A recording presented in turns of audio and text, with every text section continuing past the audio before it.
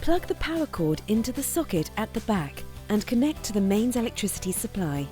Make sure the main switch at the back of the appliance is pressed on. To select the language, press Next until the required language appears on the display. Then press the flag corresponding to the language. To fill the tank with fresh water, remove the water tank. Fill to the max line, marked on the inside of the tank, close the lid and put the tank back into the coffee machine. Insert the hot water spout to the connection nozzle and place a container holding a minimum of 100 millilitres underneath. Press OK and the water delivers hot water from the spout. If you hear a loud buzzing noise and the message "Water circuit empty, press OK to start" is displayed, press OK again and hot water will be delivered from the spout, then goes off automatically.